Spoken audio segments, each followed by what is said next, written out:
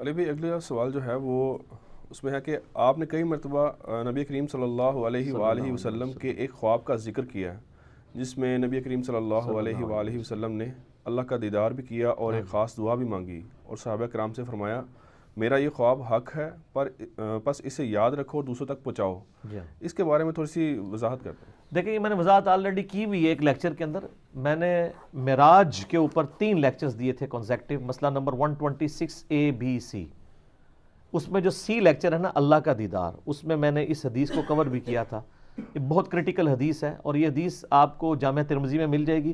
اس حدیث کے ساتھ امام ترمذی نے لکھا ہے کہ یہ حدیث حسن صحیح ہے، اور بلکہ امام ترمذی نے لکھا کہ میں نے اپنے استاد امام بخاری سے جب اس حدیث کے بارے میں پوچھا تو انہوں نے بھی فرمایا یہ حدیث صحیح ہے.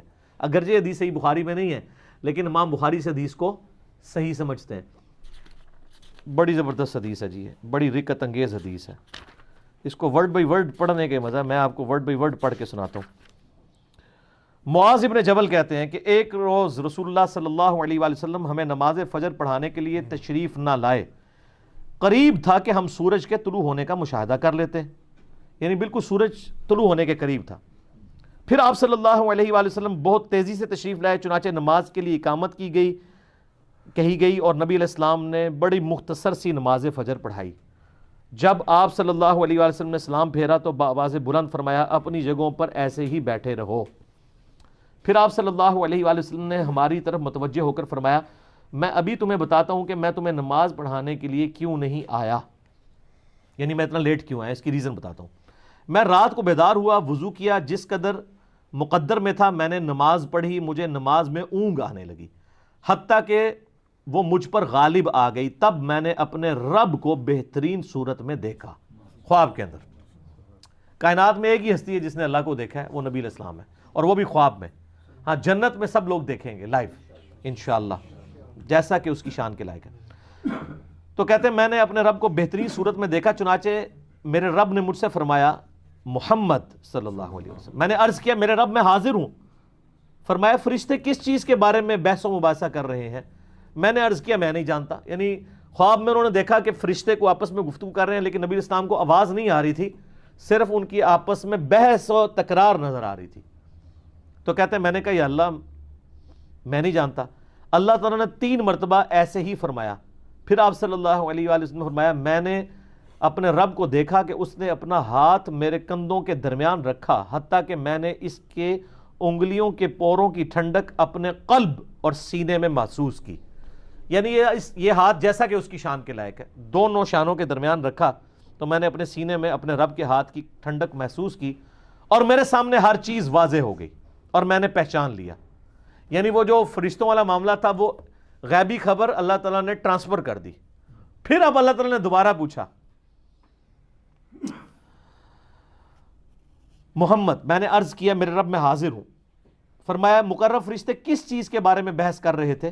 میں نے عرض کیا گناہ مٹا دینے والے اعمال کے بارے میں. تو اللہ نے فرمایا کہ محمد وہ کیا ہیں؟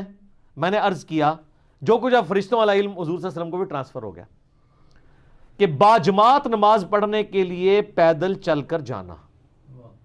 ہائے ہائے یہ گناہ مٹا دینے والے اعمال ہیں جو سورۃ الانعام میں سورہ طٰہٰ کے اندر آتا ہے نا کہ جو گناہ ہیں وہ نیکیاں جو ہیں گناہوں کو مٹا دیتی ہیں. تو یہ سورہ ہود کے اندر نیکیاں گناہوں کو مٹا دیتی ہیں. تو وہ کون سی نیکیاں ہیں؟ پیدل نماز کے لیے چل کے جانا، نماز کے بعد مسجد میں ہی بیٹھے رہنا، یہ دوسری نیکی. ناگواری کے باوجود اچھی طرح مکمل وضو کرنا، یعنی سردیوں میں تکلیف اٹھانی پڑتی ہے، ظاہر ہے آپ اگر صحیح کامل وضو کرتے ہیں. فرمایا پھر وہ کس چیز کے بارے میں بحث کر رہے تھے؟ میں نے عرض کیا درجات کے بارے میں. تو اللہ نے فرمایا وہ کیا ہیں؟ میں نے عرض کیا کھانا کھلانا، کسی غریب کو کھانا کھلانا، نرمی سے بات کرنا، یعنی اگر کسی کو آپ نے کچھ دینا نہیں ہے کم از کم اسے جھڑک تو نہ دے بلکہ نرمی سے بات کریں. اور جب لوگ سو رہے ہوں تو نماز پڑھنا، یعنی تہجد کے لیے اٹھنا. اور ایک تو ڈیٹم لیول ہے جو ہم پہ فرض ہے وہ فجر کی نماز ہے کہ آپ نے اٹھ کے نماز پڑھنی ہے. تو پھر اللہ تعالیٰ نے فرمایا یہ سر وہ کلائمیکس ہے. اللہ تعالیٰ نے فرمایا اے محمد کچھ مانگنا ہے تو مانگ لو. ہائے ہائے ہائے. اب نبی علیہ السلام نے جو اپنے رب سے مانگا ہے وہ ہے اصل میں دعا. اور اسی دعا کی وجہ سے اسی حدیث میں آتا ہے کہ نبی علیہ السلام نے فرمایا کہ تمہارے نبی کا یہ خواب سچ ہے, اس کو یاد کر لو اور لوگوں تک پہنچاؤ. کس لیے؟ کہ سبحان اللہ کہیں, اس لیے کہ جو میں نے مانگا نا وہ بھی اپنے رب سے مانگے.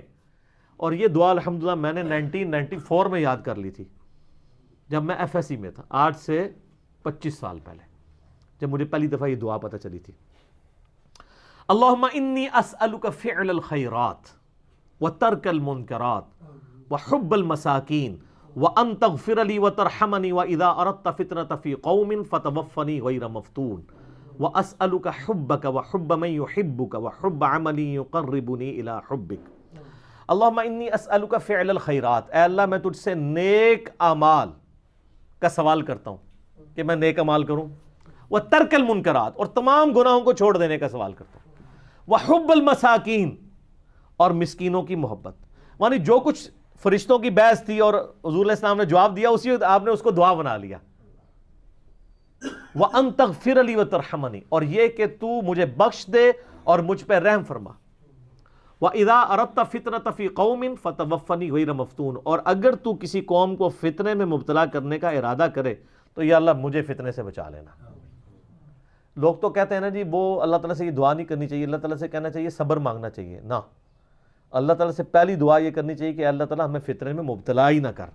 اور اگر تو نے میری ڈیسٹنی میں لازمی رکھا ہے اس آیت کے تحت کہ وَلَنَبْلُوَنَّكُمْ بِشَيْءٍ مِّنَ الْخَوْفِ, تو پھر اگر مجھے یہ کرنا چاہتا ہے تو پھر مجھے ثابت قدم رکھ.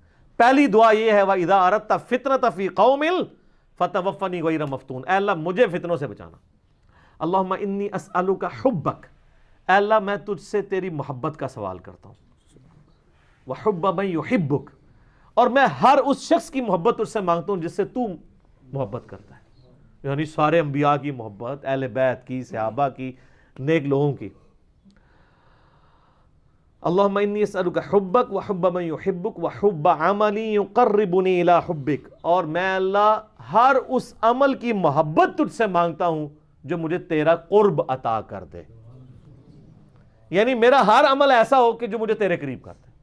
ایک تو وہ دعا ہے نا ابو داؤد کے اندر سنن نسائی میں کہ معاذ ابن جبل ہی کو نبی علیہ السلام فرمایا تھا, اے معاذ میں تجھ سے محبت کرتا ہوں. ان کا یا رسول اللہ میں بھی کرتا ہوں. تو فرمایا معاذ یہ دعا کبھی نہ چھوڑنا, ربی اعنی علی ذکرک و شکرک و حسن عبادتک. یہ وہی دعا ہے, اے اللہ میں تیری مدد چاہتا ہوں تیرا ذکر کرنے پر, شکر ادا کرنے پر, اور اچھے طریقے سے عبادت کرنے کے اوپر.